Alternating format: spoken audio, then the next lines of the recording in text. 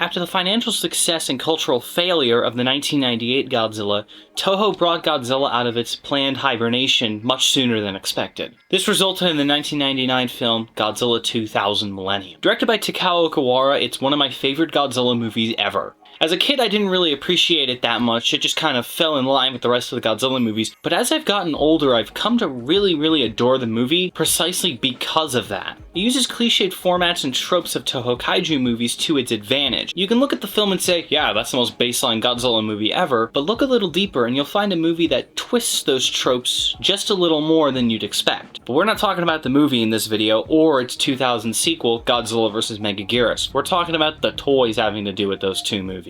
Just like last time in the Son of Godzilla video, I don't want to start immediately on Godzilla, so let's start with Godzilla's main adversary for most of the movie. At G-Fest in 2023, I received this little 3D printed Millennium UFO. This was down in the arcade, sold by someone who, unfortunately, I can't remember. If you were there in G-Fest 2023, or you're the guy who sold me this, leave a comment below. I would really like to know who you are. I also have a 3D printed Shockers from the Return of Godzilla up there from the same person. I really don't have too much to say about this one. I really do like the Millennium UFO. Giant imposing spaceships like this are right there with giant monsters for things I just really like to hold physically in my hand. I've seen other 3D printed Millennium UFOs out there on the internet before, most of them in a much more film accurate kind of gunmetal silver color, but this one's in a much more teal green color, which when I imagine the Millennium UFO in my head, this is the color I imagine, mostly because of Godzilla Save the Earth. If you're expecting any articulation out of this thing, you ain't getting it.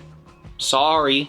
And of course the Millennium UFO would not be complete without Orga. This is the original Toho Kaiju series Orga from 1999, when the original film came out. Orga very much feels like a forgotten monster by Toho, where in recent years a lot of forgotten monsters have gotten their due and gotten new figures. Things like the giant condor and Bagan immediately jump out. Orga was really one of those monsters where they made toys when the movie came out, and they never made them again. That's not entirely true. There are Orga figures that came out after the film, but a lot of them are either little minis or bag clips or really high-end collectibles where, you know, they're obviously going to do every monster. I wish I had the Sound Battler Orga to show you here because I love how big that thing is, but for now, we only have the original Toho Kaiju series Orga. If you've been watching since all the way back in the beginning when I started doing these toy videos, you'll recognize this tag. I think it's the very first time we've ever looped back on something on the show, so this is a landmark moment.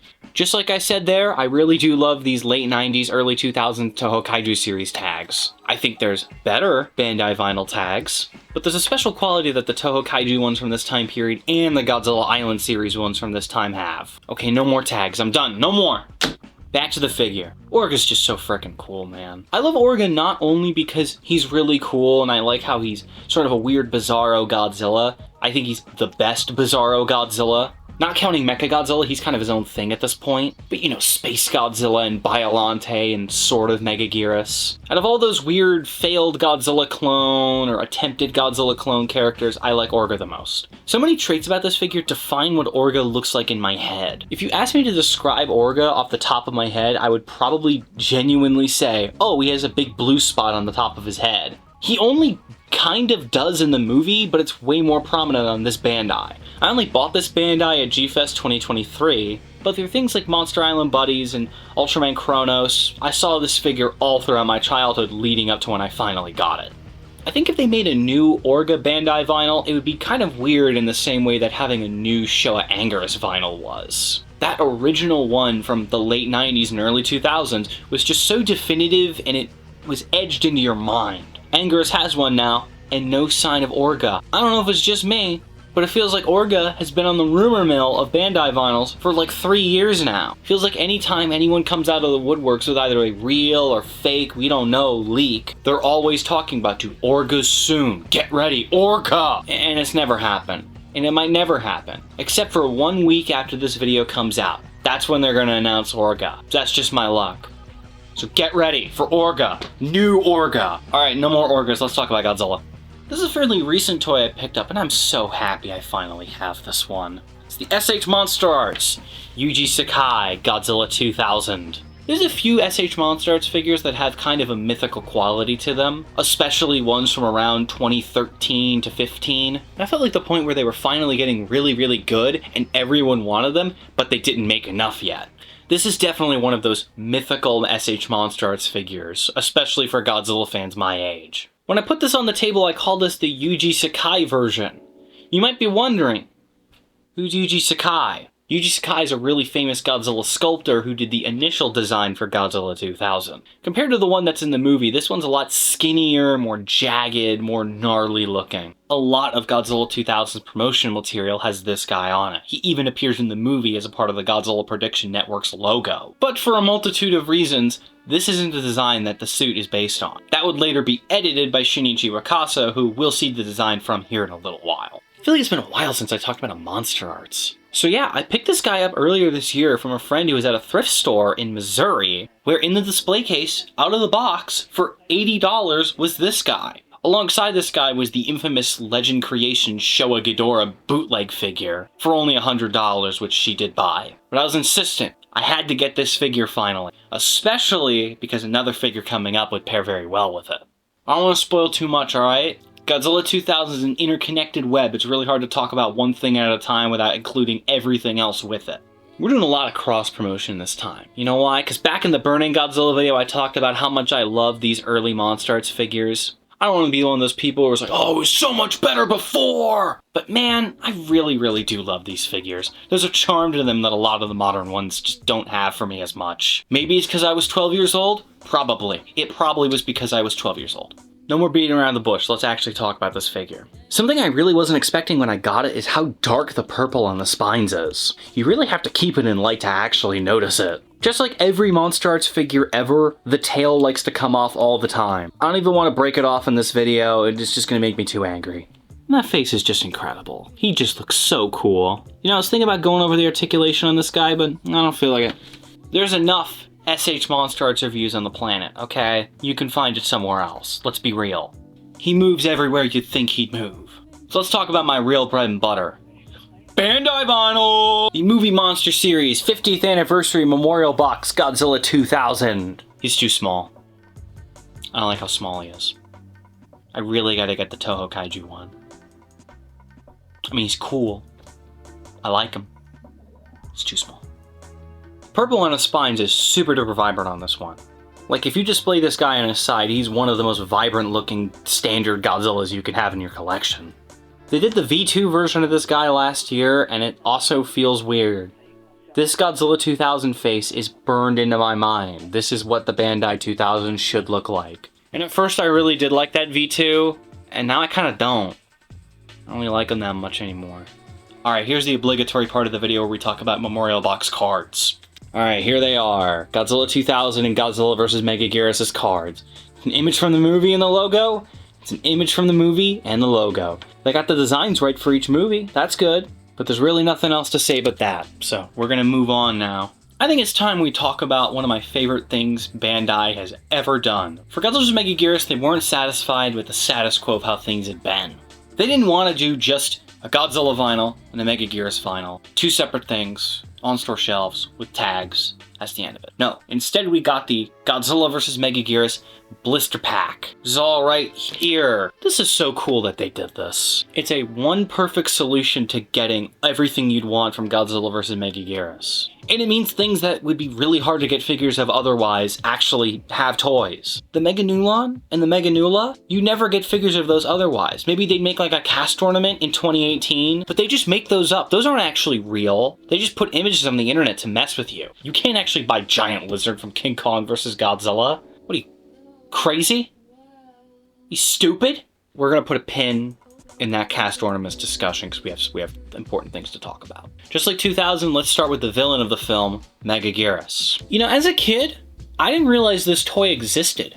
I see things like Monster Island Buddies, where the theater exclusive version of this one would show up, but it felt like no one ever talked about how there was just a regular megaguirus Bandai. So realizing that and then going to my very first G-Fest in 2017 and picking up this blister pack, it was really cool. And this is like one of the best looking Bandai vinyls ever in my opinion. I would seriously put this up there with Kaiser Ghidorah. megaguirus has very particular colors and a very particular pattern to her body. And on the cheap paint budget that Bandai has, you know, they can't hand paint things as carefully as something like an X Plus or even a MonsterArts. They captured all of that. so well in this figure. All those little brown yellow tips on the back of her spikes on her back, that really muted purple color on her tail. There's a really simple silver spray on the wings, but it gives it this very insectoid feel that I feel like a higher end figure would have to invest in some kind of pearlescent paint to get. But just looking at this figure, you get the point. You understand what it's going for. I think the best Bandai figures are kind of interpretive, if that makes sense. Not fully 100% movie accurate. There's a little bit of stylization going on there, but it's just enough to get your brain in the right place to imagine the rest. Let's talk articulation, alright? Her claws move. They can probably go all the way around, but they're gonna hit her head, and you just don't want to do that. Each individual leg does actually move. I've never really known if this is intentional, but the wings do kind of click back in the joint.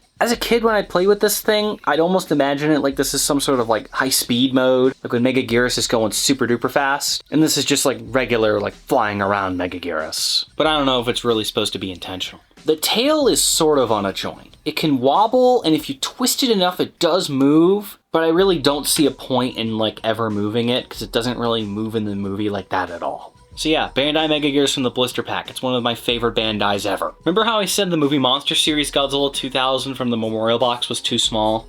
Well, this one's the Toho Kaiju one, and it's the perfect size. There's a regular purple spine version they did for Godzilla 2000, but for the blister pack, they gave us an Atomic Breath variant of it. And this is one of the best Atomic Breath Godzilla toys of all time. Look at how incredible that orange looks. It's so good. It looks like perfect. The white on the top of the neck and the base of the tail doesn't really match, but this translucent orange Atomic Breath piece it's so perfect. He's also a little bit more of a dull green like the actual MegaGiras Godzilla suit was. I would love if they did a new Bandai of the MegaGiras specific design of 2000 and gave him the weird blue eyes he has on the poster. In the movie, his eyes are actually kind of the orangish brown, just like the 99 version, but on the poster he has these really like crystal blue eyes.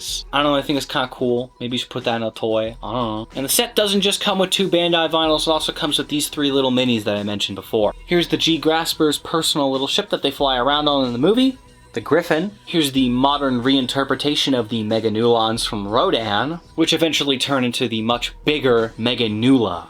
None of these 3 minis really move, so I don't have much to say on them, but they're painted really well and they're wonderful additions. So yeah, if you ever see the MegaGiras blister pack for a good price, maybe like $100 or under, which these days might be rare, but you know, keep your eye out. Absolutely get it. It's super cool. When other Godzilla fans walk into your collection room and they see a little Griffin and a little Meganulon, they're gonna appreciate that. It's the little things that count. So don't just focus on MonsterArts and Hiya, okay? Alright, we got one more Bandai vinyl to talk about. If you watch my G-Fest vlog from 2025, you'll recognize this one. It's the Toho Kaiju series, theater exclusive, Godzilla 2000. Before I mentioned Yuji Sakai, the original designer of the 2000 Godzilla, where the design was later changed by sculptor Shinichi Mikasa, who I got the tag signed by. Both 2000 and MegaGiras have theater exclusive Godzillas that look pretty similar, and I feel like it is entirely up to personal taste which one you like more. My older brother had the MegaGiras one, so I kind of grew up looking at that one a lot, so it wasn't until later that I really looked into getting this one and finally picked it up. You can still get both of them for pretty cheap these days. I think I got this guy tagged on eBay for like 40 bucks in 2024. Like, it wasn't a big purchase at all, but it was worth it in the end. I may have mentioned this in that G-Fest vlog, but if I ever get the chance to meet Tom Kitagawa, the suit actor for Godzilla 2000, I'm absolutely breaking this guy out again and getting him signed again. We've talked enough about 2000 Bandai. We talked about the small one, we talked about the blister pack one, talked about this one. I really do need to get that regular one from Godzilla 2000. It's weird I don't have it. I prefer it a lot more over the Memorial Box one. It just feels so much better in the hand than that little one. Alright. You probably saw it in the thumbnail. Let's talk about it. Very few Godzilla figures claim a legendary status from the moment they are revealed, even like a prototype is revealed. But the most recent one I can think of is the Hiya Toys Godzilla 2000. I won't shy away from the fact I've been kind of a Hiya fence sitter since they've really started getting going. The early Monsterverse stuff really didn't interest me that much. And a lot of the early photos of the 91 Godzilla, which I'm pretty sure was their very first Toho Godzilla, didn't look great. But when they revealed this guy, oh, it felt good. I know I just waxed lyrical all about that Yuji Sakai 2000, but there was a part of my heart that felt really sad there wasn't a great articulated figure of arguably my favorite Godzilla design ever. And this is one of the best Godzilla sculpts I've ever seen in my life. I don't think there's a single thing I could say that's wrong about the sculpt on this figure. I've heard some people go off about, oh, the hands are too small or whatever. I don't see it. He looks exactly like the movie. I've turned on Godzilla 2000 so many times, found a scene I really liked or a shot of Godzilla I really liked, paused the movie and gotten this figure into the precise exact position.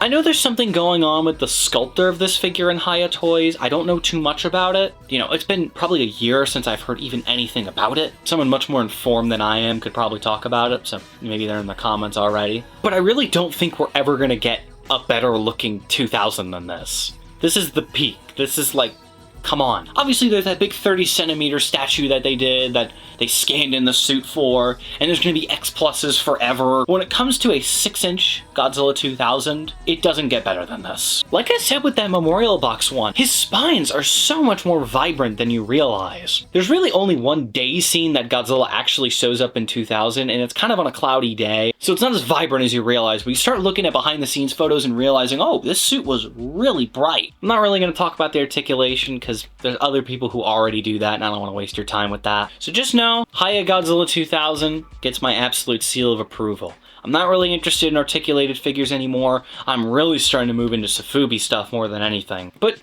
every year or so there's usually some sort of new articulated Godzilla where I'm like, yeah, I gotta get that. And this is absolutely one of those cases. The MonsterArts Godzilla 72 is the same. The upcoming Godzilla 75 MonsterArts is the same. So yeah. Highly recommended. He's probably why you clicked on this video, let's be honest. Let's do two little things to round out the video. These are things I normally wouldn't bring out and talk about here, but I don't know, I felt inclined this time to really kind of talk about these. This is the Books A Million exclusive Godzilla plush with the purple spine, so it does kind of count as 2000. I really like these chunky Books A Million Godzilla plushies. I think they're super cute. Books A Million runs a thrift store chain called Second and Charles, which is where I found this guy. And they're all kind of stuffed in a bucket, and I was digging through them, and there was a bunch of gray spine ones. I was like, that's kind of cool, but I didn't even know this guy existed. So I dug him out, and he had the bright purple spines of 2000, and I was like, come on, man, I gotta get that. So yeah, he's super cute. Love him a lot. I really can't tell you how rare these things are. I don't really keep a pulse on Godzilla plushie prices. Unless you're one of those 2000s Toy Vault ones, then you're gonna have to, like, I don't know, either choose between getting a mortgage on a house or those. This is something I've really gotten into collecting in the last few years that I normally wouldn't talk about on the show, but I feel like this time kind of calls for it. It's the VHS of Godzilla 2000. This is the American Mike Schlesinger cut of the film, obviously. It has a textured cover to it, which is really cool. The side has the logo and Godzilla and the UFO on it. The back is like this. I'm pretty sure this is exactly the same on the DVD as well. My specific copy of the 2000 VHS came from a Hollywood Video as well. So yeah, not really too much to say. I broke this out for a group of friends a couple months ago to show them kind of their first Godzilla movie, and everyone had a really great time. If you've seen my collection video, you know about the big CRT I have in my room. When it's laid out all like this, it's kind of clear I really, really like Godzilla 2000, isn't it? So that's everything, all together. I hope you enjoyed this video. If you've been paying attention, you've probably noticed I've started posting shorts from older videos, not only here on YouTube, but also as Instagram Reels. I'm hoping maybe that'll bring more people to these bigger videos, especially because they have a big promo banner on the bottom, you know, watch the full video on YouTube and whatever. So yeah, go check those out, go share those with friends. Obviously, share this video with your friends. This is probably the biggest episode I've ever done, which is funny because I was kind of planning on this being a more normal episode. Wasn't expecting it to get kind of out of control like this. But I don't know, I had fun. Just like last video, I'm gonna be at G-Fest this year. If you see me around, feel free to say hello. Make sure to like the video, make sure to subscribe to the channel if you haven't already. Alright, that's it, no more. Stay safe out there, I'll see you.